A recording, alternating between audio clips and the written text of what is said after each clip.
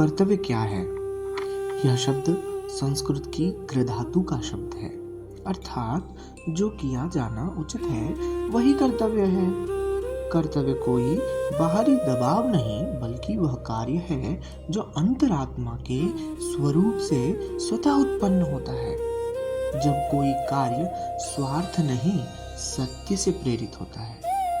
भगवद गीता में भगवान 3 अध्याय में कहते हैं, तस्माद् सक्तः सततं कार्यं कर्म समाचर, असक्तो याचरन् कर्म परमाप्नोति पूरुषः। इसलिए आसक्ति रहित होकर अपना कार्य करते रहो, क्योंकि ऐसा निष्काम कर्म करने वाला मनुष्य परम अवस्था को प्राप्त करता है।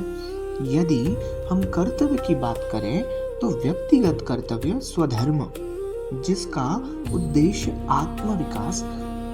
यदि सामाजिक कर्तव्य की बात करें तो इसमें सत्य, सेवा, न्याय, सहयोग है, जिसका उद्देश्य समाज का कल्याण है। आध्यात्मिक कर्तव्य में ध्यान, स्वाध्याय, ईश्वर स्मरण, जिसका उद्देश्य आत्मज्ञान की प्राप्ति है। जब तक मनुष्य को यह ज्ञान नहीं होता कि मैं कौन हूँ, तब तक वह कर्तव्य के मार्ग से आत्मशुद्धि प्राप्त करता है।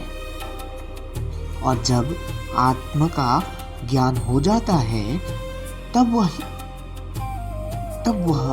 सभी कर्म निष्काम सेवा बन जाते हैं।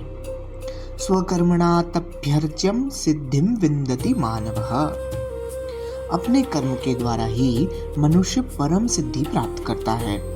कर्तव्य वह नहीं जो हमें करने पड़ते हैं, कर्तव्य वह है जो हमें करना चाहिए, क्योंकि वह सत्य, सेवा और आत्मा के अनुरूप होता है। धन्यवाद।